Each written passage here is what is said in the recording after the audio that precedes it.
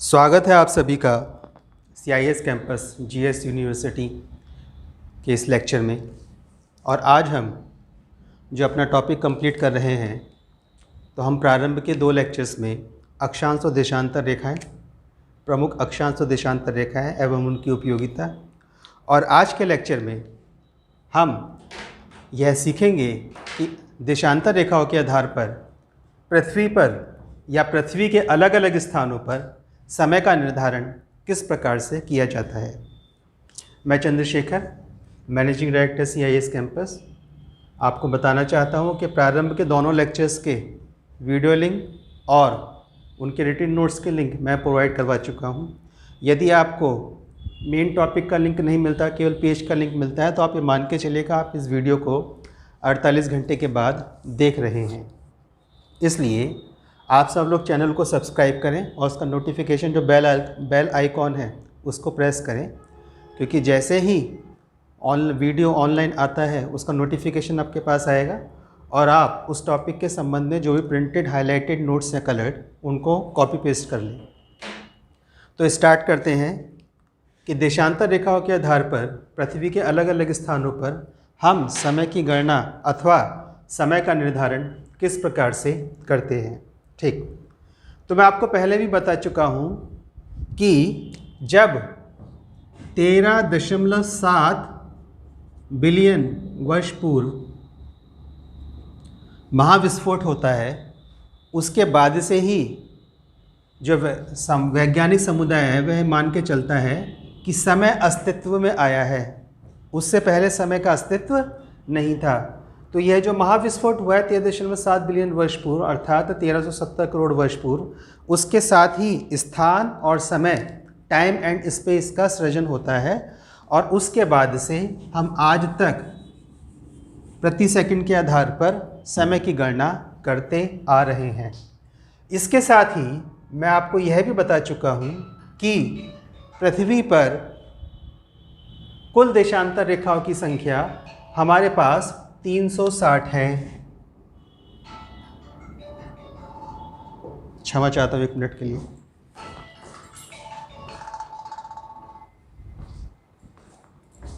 पृथ्वी पर कुल देशांतर रेखाओं की संख्या 360 है, जिसमें से 180 पश्चिमी गोलार्ध में और 180 पूर्वी गोलार्ध में।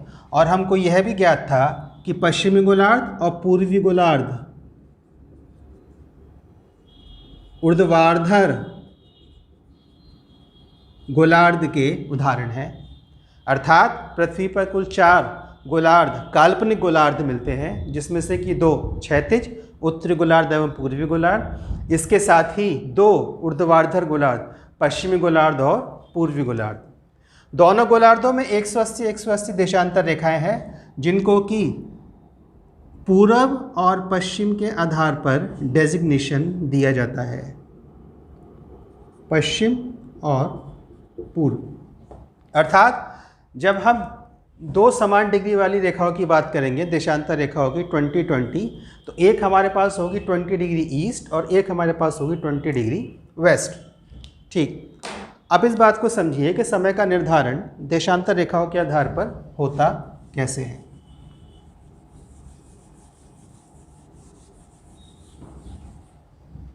आप जो इस वीडियो को देख रहे हैं, आप अपने आप को एज्यूम करिए कि आपका जो फेस है वह सूर्य है और यह पृथ्वी ठीक आपके सामने है। और पृथ्वी पर 2 प्रकार की गतियां हैं। एक गति के अंतर्गत वह सूर्य की परिक्रमा करती है और दूसरी गति के अंतर्गत वह स्वयं अपने अक्ष पर घूर्णन गति करती है। अर्थात वह गति जिसके अंतर्गत वह सूर्य के चारों चक्कर लगाती है उसे परिक्रमा कहते हैं, और वह गति जिसमें वह अपने अक्ष पर घूमती है उसको हम घूर्णन गति कहते हैं। अक्ष क्या है मैं बता चुका हूँ कि वह काल्पनिक रेखा जो कि पृथ्वी के केंद्र से होते हुए उसके उत्तरी गोलार्ध, उसके उत्तरी ध्रुव और दक्षिण ध्रुव को आपस में जोड़ती है, हम उसको अक्ष रेखा कहते हैं। तो अक्ष पर जब पृथ्वी घूर्णन करती है तो आप सूर्य हैं, तो पृथ्वी जब घूर्णन करेगी तो पृथ्वी के घूर्णन की दशा जो है वो पश्चिम से पूर्व की ओर है और इस प्रकार से पृथ्वी घूर्णन करती है। ठीक है, अब ध्यान दीजिए, ठीक बैक साइड वाला पॉइंट जहाँ पे मेरी फिंगर है, ये और ये। हम जानते हैं कि पृथ्वी एक घूर्णन करने में 24 घंटे का समय लेती है, इसलिए पृथ्वी के अलग अलग स्थानों पर समय भी अलग अलग हो जाएगा, क्योंकि जैसे ही पृथ्वी पश्चिम से पूर्व की ओर बढ़ती है तो जो पोर्शन आपका जो फेस है वह सूर्य है, आप ये अज्यूम कर रहे हैं, तो जो पोर्शन सूर्य के सामने आता चला जाता है वहाँ पे दिन निकलता है। और ये बज गए सवेरे के 6। ये पोर्शन ठीक आपके सामने आ गया, अर्थात सूर्य के ठीक सामने आ गया दोपहर के 12, फिर शाम के 6 और फिर रात के 12। इस प्रकार से 4 क्वार्टर्स में पृथ्वी को समय के आधार पर हम लोग विभाजित कर सकते हैं। तो ठीक सामने दिन के 12 बजेंगे, सूर्य के ठीक सामने जब वह देशांतर रेखा आती है किसी भी देश की या किसी भी स्थान की, तो वहाँ पे दिन के 12 बजते हैं। इसके ठीक विपरीत रात के 12 बजते हैं, और दोनों साइड्स पर, दोनों कॉर्नर पर सवेरे के 6 और दिन के 6। सवेरे के 6 होंगे पश्चिम की दिशा में और शाम के 6 होंगे पूर्व की दिशा में। इस प्रकार से पृथ्वी के घूर्णन के कारण पृथ्वी पर अलग अलग स्थानों पर अलग अलग समय होता है। यदि पृथ्वी घूर्णन ही नहीं करती तो प्रश्न पूछना ही बेकार, क्योंकि जीवन नहीं होता और हम और आप इस लेक्चर को नहीं देख रहे होते। अर्थात पृथ्वी के घूर्णन के कारण ही पृथ्वी पर अलग अलग स्थानों पर अलग अलग समय की उपलब्धता होती है। इन स्थानों का मापन, इन स्थानों के समय का मापन हम देशांतर रेखाओं के आधार पर करते हैं। कैसे करते हैं? अब ये पृथ्वी गोल है, ठीक है, तो गोल का गणितज्ञ में मान जो होता है वो 360 डिग्री का होता है। अब हम इसमें कुछ परिवर्तन करते हैं समझने की दृष्टि के आधार से। तो क्या है, यह जो गोल पृथ्वी है, मैं इसको फ्लैट सरफेस पर खोल दे रहा हूँ, और जब मैं इसको फ्लैट सरफेस पर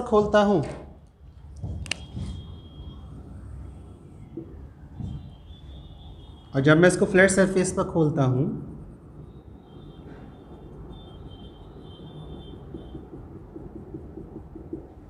तो ये वाली रेखा तो ठीक आ गई, अर्थात 0 डिग्री। इससे आगे चले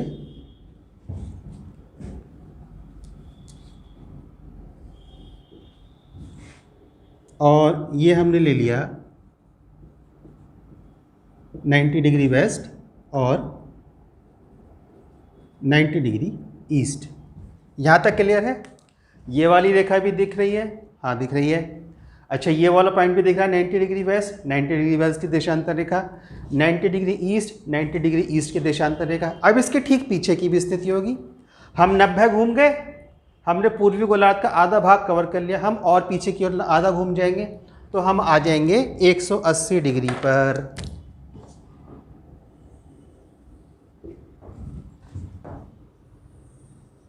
और मैं आपको लेक्चर में बता चुका हूं कि 180 डिग्री की जो देशांतर रेखा है वह दोनों गोलार्धों के लिए एक ही है। क्रिकेट खेला है ना, उसमें कॉमन प्लेयर होता था, तो ठीक इसी प्रकार से जो 180 डिग्री की देशांतर रेखा है यह दोनों गोलार्धों के लिए कॉमन, समान रूप से एक देशांतर रेखा का कार्य निरूपित करती है। ठीक है, तो 180 डिग्री की इसी देशांतर रेखा को पश्चिमी गोलार्ध से बोलते हैं 180 डिग्री की देशांतर पश्चिमी देशांतर रेखा, और पूर्वी गोलार्ध के दृष्टिकोण से इसी देशांतर रेखा को बोलते हैं 180 डिग्री की पूर्वी देशांतर रेखा। अब जो प्रधान मध्याह्न रेखा है, प्रधान मध्याह्न रेखा से ये इसकी पूर्वी दिशा हो गई, ईस्ट, पूर्वी दिशा, और प्रधान मध्याह्न रेखा से पश्चिमी दिशा। ठीक, अब प्रधान मध्याह्न रेखा में समय, प्रधान मध्याह्न रेखा से समय पूर्वी दिशा में अधिक होगा और प्रधान मध्याह्न रेखा से समय पश्चिम दिशा में कम होगा। अब एक टेक्निकल टर्म है गुण शब्दावली, ध्यान से देखिएगा। तो पूर्वी दिशा में समय अधिक होगा अर्थात समय की हानि, समय की हानि कैसे होता है मैं अभी समझा रहा हूँ। अब पश्चिम दिशा में समय कम होगा अर्थात समय का लाभ। ठीक, कल्पना करते हैं, कल्पना के द्वारा एक गणना के माध्यम से इसको समझते हैं। और मैं कह रहा हूँ कि प्रधान मध्याह्न रेखा पर दोपहर के 12 बज रहे हैं, PM या नून।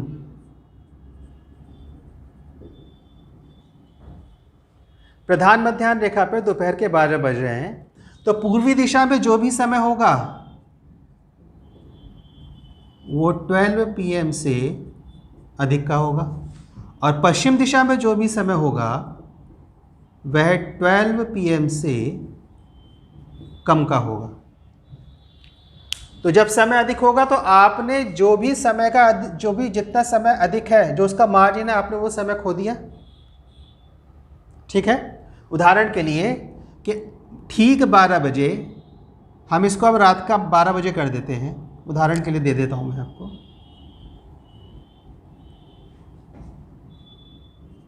AM और AM, उदाहरण के लिए आपका बर्थडे रात को 12 बजे सेलिब्रेट होना है। जैसे कि आज मेरा बर्थडे है, तो रात के 12 बजे मुझे विश करा गया। कब?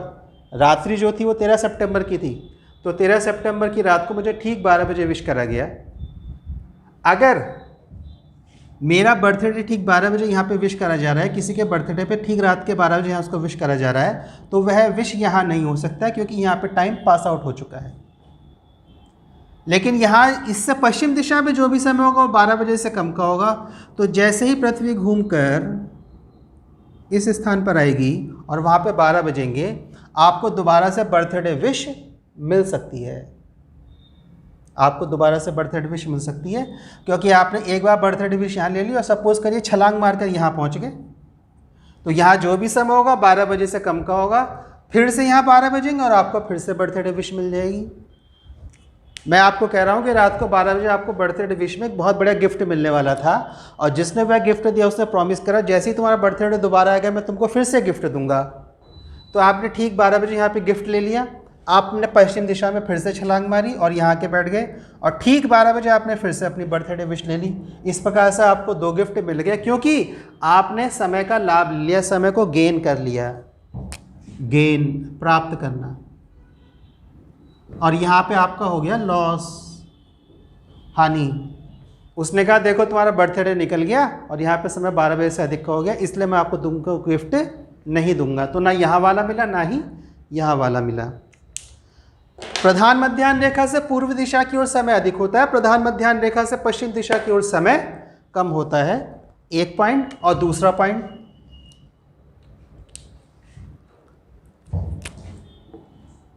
कोई पर्सनैलिटी A है और कोई पर्सनैलिटी B है। A या B आप कुछ भी मान सकते हैं। तो जो A है ये A की पूर्व दिशा होगी, भले ही वो पश्चिमी गोलार्ध में खड़ा है, और ये A की पश्चिम दिशा होगी। और मैं आपको बता चुका हूँ पूर्व दिशा में समय ऑलवेज, हमेशा अधिक रहेगा, और पश्चिम दिशा में समय सदैव कम रहेगा, भले ही वह पश्चिमी गोलार्ध में खड़ा है। क्योंकि पश्चिमी गोलार्ध में भी आप खड़े तब भी आपकी एक पूर्व दिशा होगी और एक पश्चिम दिशा होगी। और एग्जाम्पल ले लीजिए, B है पूर्वी गोलार्ध में खड़ा है, तो जब B पूर्वी गोलार्ध में खड़ा है तो B के पास भी 2 दिशा होंगी, पूर्व और पश्चिम। तो पश्चिम दिशा में इसका समय कम होगा और पूर्व दिशा में इसका समय अधिक होगा। तो आप पृथ्वी पर किसी भी बिंदु पर खड़े हैं, आप पृथ्वी के किसी भी बिंदु पर खड़े हैं, उस बिंदु से आपके पास सदैव 2 दिशाएं रहती हैं, पूर्व की दिशा उल्टे हाथ पे, पश्चिम की दिशा सीधे हाथ पे।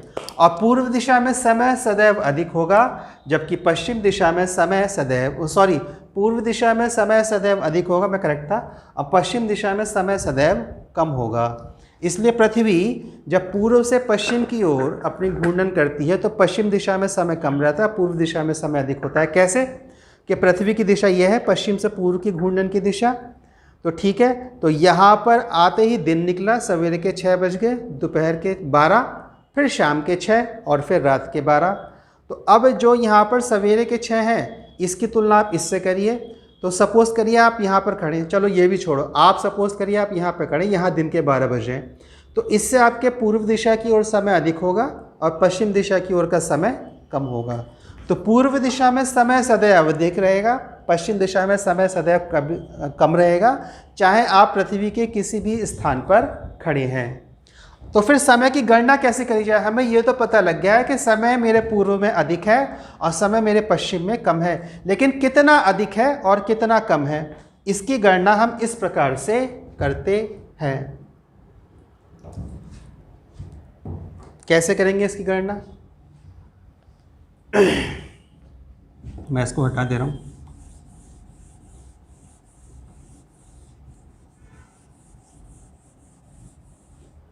क्योंकि उधर से हो सकता है वो कैमरे के फ्रेम से आउट हो जाए। तो एक घूर्णन बराबर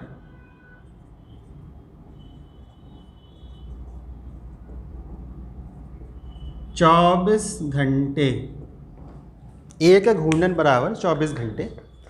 पृथ्वी अपना एक घूर्णन 24 घंटे में करती है, ठीक है। अब एक घूर्णन है 360 डिग्री के बराबर। 180 देशांतर रेखा है पूर्वी गोलार्ध में, 180 देशांतर रेखा है पश्चिमी गोलार्ध में, और प्रत्येक देशांतर रेखा 1-1 डिग्री के अंतराल पर खींची गई है। मैं पहले लेक्चर में आपको बता चुका हूं। इस प्रकार से पृथ्वी के पास कुल 360 डिग्री है। तो एक घूर्णन में पृथ्वी 360 डिग्री घूमती है। कब? 24 घंटे में, अर्थात 24 घंटे बराबर आवर्स 360 डिग्री। करेक्ट? ये हमारी पहली कैलकुलेशन आ गई। 24 घंटे बराबर 360 डिग्री। तो अब देखिए, तो 1 घंटा बराबर 360 बटे 24, और ये इससे 15 बार कटेगा, अर्थात 1 घंटा बराबर 15 डिग्री। राइट? ये हमारी दूसरी कैलकुलेशन आ गई। अब क्या स्थिति है? स्थिति यह है कि हम जानते हैं 1 घंटा बराबर 60 मिनट, इसलिए 60 मिनट बराबर 15 डिग्री। कंफ्यूज नहीं होना है, समझिए। एक घूर्णन बराबर 24 घंटे, और एक घूर्णन में पृथ्वी अपनी परिधि पर, अपने अक्ष पर पूरा एक चक्कर लगाती है।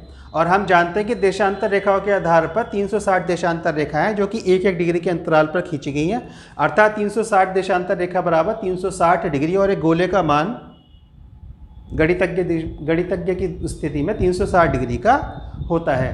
तो 360 डिग्री बराबर 24 घंटे, अर्थात 24 घंटे में पृथ्वी 360 डिग्री घूम जाती है। तो 1 घंटे में घूमेगी 15 डिग्री, अर्थात 1 घंटा बराबर 15 डिग्री। 1 घंटे में होते हैं 60 मिनट, अर्थात पृथ्वी 60 मिनट में 15 डिग्री घूमेगी। अब हमने क्या हुआ, इनके स्थान आपस में हम चेंज कर देंगे। तो हम बोलेंगे कि 15 डिग्री बराबर 60 मिनट, इसलिए 1 डिग्री बराबर 60 बटे 15, और ये इससे 4 बार कटेगा, इसलिए 1 डिग्री बराबर 4 मिनट। प्रूव्ड, सिद्ध हो गया। 1 डिग्री बराबर 4 मिनट। कैसे? देखिए,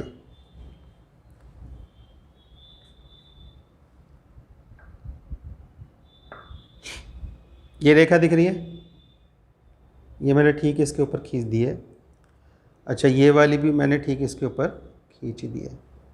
हम मानते हैं कि ये 2 देशांतर हैं, और जिनके मध्य की दूरी विषुवत रेखा पे 111 किलोमीटर है, और अंश अंतराल 1 डिग्री का है। अब ये वाली जो रेखा है ठीक, क्योंकि पृथ्वी पश्चिम से पूर्व की ओर घूर्णन करेगी, तो ये वाली जो ठीक रेखा है ये ठीक आपके सामने है। इस पर दोपहर के 12 बज रहे हैं।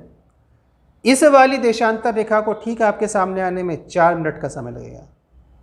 1 डिग्री बराबर 4 मिनट। फिर अगली देशांतर रेखा 4 minute, 4 minute, 4 minute, 4 minute, 4 minute, 4 minute, और हम जानते हैं कि 4-4 मिनट करके 360 को डिवाइड कर दोगे तो 24 घंटे आ जाएंगे। इसलिए 1-1 डिग्री के अंतराल पर 4-4 मिनट का समय लेकर पृथ्वी 360 डिग्री घूम जाती है। इसलिए पृथ्वी एक देशांतर से दूसरे देशांतर को एक देशांतर से दूसरे देशांतर के समय स्थान परिवर्तित होने में 4 मिनट का समय लगता है। इसलिए 1 डिग्री बराबर 4 मिनट, अर्थात 1 डिग्री की दूरी तय करने में, अपने घूर्णन में 1 डिग्री की दूरी तय करने में पृथ्वी को 4 मिनट का समय लगता है। इसलिए 1 डिग्री बराबर 4 मिनट। ये कैलकुलेशन नोट कर लीजिए आप लोग, या इसका स्क्रीनशॉट ले लीजिए। राइट? तो पूर्व दिशा में समय बढ़ेगा, पश्चिम दिशा में समय घटेगा। और जब हम समय को कैलकुलेट करेंगे तो हमारे पास कैलकुलेटिंग यूनिट भी आ गई, अर्थात उसी गणना करने की यूनिट भी आ गई, जिसमें 1 डिग्री बराबर 4 मिनट। अब हम देखते हैं कि हम अलग अलग स्थानों का समय ज्ञान कैसे करते हैं। ये गणना ठीक आपके सामने है। और अब मैं यहाँ से थोड़ा सा पोर्शन इसको इरेज करूँगा, हटा दूँगा, जिससे कि कैलकुलेशन करते समय दूसरे वर्ड्स, शब्द हमारे सामने ना आए और हम समझ जाएं कि क्या स्थिति वास्तव में चल रही है। राइट?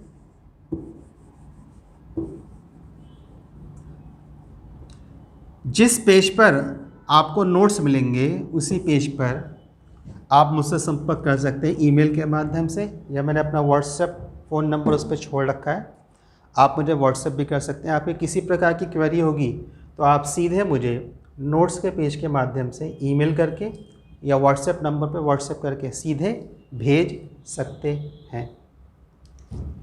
ठीक। ईस्ट पूर्व दिशा, समय होगा अधिक। वेस्ट पश्चिम दिशा, समय होगा कम। ये सारे लेक्चर जितनी भी सुविधाएं हैं ये निःशुल्क है। भविष्य में भी किसी प्रकार की कोई भी क्लास ऑर्गेनाइज करके आपको ये नहीं बोला जाएगा कि अब इसमें आपको पैसे देने हैं। लेक्चर सीक्वेंस में आते रहेंगे और रोटेशनल उनको अपडेट भी करते रहेंगे। सर्व शिक्षा अभियान के अंतर्गत हम ये निःशुल्क IAS लेवल तक की GS परीक्षा की तैयारी किस प्रकार से हो सकती है वह करवा रहे हैं। ठीक, अब क्वेश्चंस लेते हैं। अब क्वेश्चन क्या लेते हैं कि प्रधान मध्याह्न रेखा पर दोपहर के 12 बज रहे हैं। 0 डिग्री देशांतर पर दोपहर के 12 बज रहे हैं। तो क्वेश्चन में पूछा गया कि 10 डिग्री ईस्ट का टाइम क्या होगा। ठीक, 10 डिग्री ईस्ट का टाइम क्या होगा। अब देखिए टाइम क्या होगा। प्रधान मध्याह्न रेखा पर 0 डिग्री, अर्थात 0 डिग्री से 10 डिग्री का डिफरेंस पहले हम लोग को पता करना है। तो 0 से जो 10 का डिफरेंस होता है वह 10 डिग्री ही आएगा। अगर 2 डिग्री से 10 का डिफरेंस पता करवाया जाता तो फिर वो 80 डिग्री आता।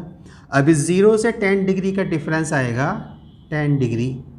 अच्छा, ये 10 डिग्री डिफरेंस हमसे पूछा जा रहा है ईस्ट डायरेक्शन में, तो हमको ये तो पक्का पता है कि टाइम अधिक होगा। तो टाइम कितना अधिक होगा, तो जब 1 डिग्री बराबर 4 मिनट है तो 10 डिग्री बराबर कितना होगा, तो 10 गुणा 4 40 मिनट। अर्थात अगर 0 डिग्री देशांतर पर दोपहर के 12 बज रहे हैं तो 10 डिग्री पूर्व देशांतर पर 12:40 मिनट का समय हो रहा है। अब इसको रिवर्स मार दो। सेकंड क्वेश्चन ले लेते हैं हम। ठीक यही क्वेश्चन है लेकिन हम किस दिशा परिवर्तित करते हैं, दिशा लेते हैं हम पश्चिम। कि भाई 10 डिग्री वेस्ट पर क्या टाइम हो रहा होगा। सब कुछ कैलकुलेशन सेम है, बस समय बढ़ाना था, अब यहाँ पे घटाना है। तो हम जानते हैं कि 0 से 10 डिग्री वेस्ट का जो डिग्री अंतराल है वह 10 डिग्री का है। 1 डिग्री बराबर 4 मिनट, 10 डिग्री बराबर 40 मिनट घटेंगे। तो जब हम 12 में से 40 मिनट घटाएंगे तो हमारे पास जो समय आएगा वह आएगा 11:20 AM। 11:20 AM। Right. Next question ले लेते हैं। 3 क्वेश्चन लूँगा मैं टोटल। फिर हमने क्वेश्चन लिया और क्वेश्चन हमारे पास आया कि 5 डिग्री ईस्ट पर समय हो रहा है 11:25। कब के, दिन के। कब के हो रहे हैं, दिन के। और पूछा गया कि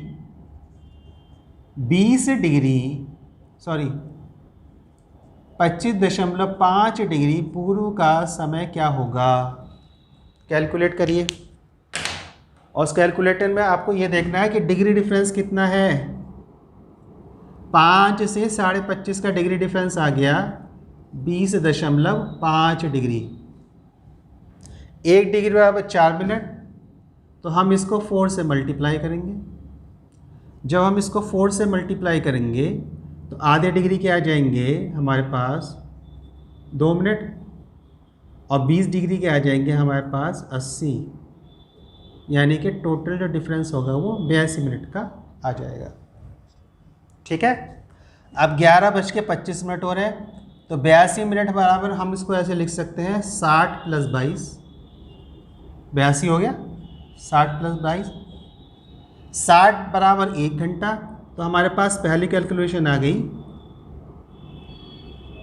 12:25। अब हम इसमें 22 मिनट और जोड़ देंगे, तो हमारे पास आ गया 12:47 मिनट। तो हमारे पास जो समय हो रहा है वह 12:47 मिनट का हो रहा है। कहाँ पर? 25.5 डिग्री पूर्व पर। इसी कैलकुलेशन को यदि हम पश्चिम में लेंगे तो वो आपके लिए है, और हमें अब यहाँ पर समय को घटाना पड़ेगा। समय क्या हो रहा है हमारे पास? 11:25। स्टैंडर्ड टाइम लिए हमने 11:25 का हमारे पास समय हो रहा है, और हमने कहा भैया कि हमारे पास 5 डिग्री ईस्ट पर 11:25 मिनट का समय हो रहा है। तो हमारे पास 25.5 डिग्री वेस्ट का समय क्या होगा? कैलकुलेशन करिए, 10 सेकंड है, फिर मैं बताता हूँ इसमें पेज क्या है। कुछ को समझ में आया होगा, कुछ को समझ में नहीं आया होगा। अब इसमें पेज क्या है? इसमें पेज जो है वो केवल और केवल डिग्री डिफरेंस का होगा। डिग्री डिफरेंस क्या? 5 डिग्री ईस्ट से 25.5 डिग्री वेस्ट। अब ध्यान करिए, हम ईस्टर्न में ही थे, पूर्वी गोलार्ध में ही थे, इसलिए हमको डिग्रियों को आपस में घटाना पड़ा, अर्थात 5 से आगे चलना पड़ा 25.5 तक। तो हमारे पास डिग्री डिफरेंस आया 20.5 का। यहाँ पे क्या होगा? पहले तो हम यही 5 डिग्री का डिस्टेंस कवर करेंगे और 0 डिग्री तक आएंगे, तो 5 तो हमारे पास ये आ गया डिग्री डिफरेंस। अब 0 से 25.5 का डिग्री डिफरेंस हमारे पास ये आया। तो जब हम इसको कैलकुलेट करेंगे और आपस में जोड़ेंगे तो हमारे पास जो टोटल डिग्री डिफरेंस आएगा वो आएगा 30.5 डिग्री। 30.5 डिग्री। अब देखिए, पहले हम 30 को मल्टीप्लाई करते हैं, 30 चौक 120 मिनट अर्थात 2 घंटे। अब 0.5 डिग्री का हमारे पास आ गया 2 मिनट, तो हमारे पास आ गया 2 घंटे 2 मिनट का डिफरेंस। और हमें गणना करनी है पश्चिम दिशा में, तो हमें पश्चिम दिशा में समय घटाना पड़ेगा। तो पहले 11:25 में से 2 घंटे घटाओ, तो हमारे पास समय आ गया 9:25। अब इसमें से 2 मिनट और घटा दो, तो हमारे पास जो एग्जैक्ट टाइम आया वह आया 9:23 AM। 9:23 AM। ध्यान रखिएगा, जब आपको किसी भी एक गोलार्ध से दूसरे गोलार्ध में जाना है तो पहले आपको जो क्वेश्चन मार्क वाला जहाँ से समय हमको दिया गया है, पहले वहाँ से प्रधान मध्यांतर रेखा का डिग्री डिफरेंस कैलकुलेट करना है, उसके बाद दूसरे गोलार्ध में एंटर करना है। अगर आप पूर्वी गोलार्ध में जाएंगे और पश्चिमी गोलार्ध में जाएंगे तो उसके अनुसार ही आपको उसमें घटाना और बढ़ाना पड़ेगा। एक और क्वेश्चन देख लेते हैं, और वह क्वेश्चन यह है कि अगर किसी को कोई भी इशू आ रहा होगा क्वेश्चन को समझने में, तो पेज पर जाकर ईमेल कर देंगे या व्हाट्सएप कर देंगे, और लास्ट ऑप्शन आपके पास रहेगा, वीडियो के कमेंट्स बॉक्स में लिख देंगे। मैं जनरली जो होता है वो यूट्यूब चैनल के बॉक्स पर कम आता हूँ, क्योंकि उसको ऑपरेट दूसरे लोग करते हैं, इसलिए बेटर रहेगा जो पेज का कॉन्टैक्ट इन्फॉर्मेशन है उसमें ईमेल के माध्यम से या व्हाट्सएप नंबर के माध्यम से व्हाट्सएप कर दीजिएगा। और दूसरा क्वेश्चन हम ये लेते हैं कि एक स्थान पर दोपहर के 12 बज रहे हैं और दूसरे स्थान पर दोपहर के 3 बज रहे हैं, तो इनके बीच का डिग्री डिफरेंस कितना होगा, अंश अंतराल। अब देखिए दोनों में जो अंतर है वह 3 घंटे का है। 1 घंटा बराबर 15 डिग्री, तो 3 घंटा बराबर 45 डिग्री, अर्थात इन दोनों स्थान के मध्य में 45 डिग्री का डिग्री डिफरेंस है। अब इसमें जो डिग्री डिफरेंस निकालना होता है आपको इस वाले क्वेश्चन में, कोई भी ईस्ट या पूर्वी गोलार्ध का, पश्चिम या पूर्वी गोलार्ध की कैलकुलेशन घटाने बढ़ाने की नहीं आती है। वो क्लियर कर आपको समय देंगे और उस समय अनुसार वो आपसे पूछ लेंगे कि भाई 2 स्थानों के मध्य इस समय अंतराल है, इतना समय का अंतर है, तो डिग्री डिफरेंस कितना होगा, तो 3 घंटे का ये अंतराल होगा। तो अब मैं आपको इसकी शॉर्ट ट्रिक दे देता हूँ, और शॉर्ट ट्रिक यह है, ये आपकी कैलकुलेशन में काम आएगी। तो 360 डिग्री बराबर 24 घंटे, 180 डिग्री बराबर 12 घंटे, 90 डिग्री बराबर 6 घंटे, 45 डिग्री बराबर 3 घंटे, 15 डिग्री बराबर 1 घंटा, 7.5 डिग्री बराबर 30 मिनट, 5 डिग्री बराबर 20 मिनट, 1 डिग्री बराबर 4 मिनट, 0.5 डिग्री बराबर 2 मिनट और 0.125 डिग्री बराबर 1 मिनट। ये इसको नोट कर लीजिए, स्क्रीनशॉट ले लीजिए। और आज के लेक्चर में बस इतना ही, हमने समय कैलकुलेशन करा है। नेक्स्ट लेक्चर आ रहा है पृथ्वी की गतियाँ, जिसमें हम पहली गति देखेंगे घूर्णन। पृथ्वी की घूर्णन गति किस प्रकार से होती है, घूर्णन गति का पृथ्वी पर हमारे ऊपर क्या क्या प्रभाव पड़ता है। मैं आपको बता चुका हूँ कि डिस्क्रिप्शन बॉक्स में आपको नोट्स के लिंक मिलेंगे, आपको उस पेज पर जाकर नोट्स को कॉपी पेस्ट करना है। और दूसरा, अगर आप 48 घंटे के बाद वीडियो देख रहे हैं तो संभवतः हो सकता है कि आपको पहला लिंक डिलीट मिले और फिर आपको केवल दूसरा लिंक मिलेगा जिस पर यह टॉपिक, जिस पेज पर यह टॉपिक दे रखा होगा। पहला लिंक होगा डायरेक्ट टॉपिक का, वह टॉपिक ही खुलेगा सीधे उस पेज पर जाकर, और दूसरा लिंक होगा उस पेज पर जिस पर आपको टॉपिक जाकर ढूंढना होगा। उसमें आपको समस्या हो सकती है, उस समस्या से बचने के लिए आप सुनिश्चित करें कि चैनल को सब्सक्राइब कर कर उस पर बेल आइकन का बटन दबा दें। नोटिफिकेशन मिलते ही, भले ही वीडियो बाद में देख लीजिएगा, लेकिन पहले जाके नोट्स को कॉपी पेस्ट या डाउनलोड कर लीजिएगा। आज के लेक्चर के लिए इतना ही। धन्यवाद। जय हिंद।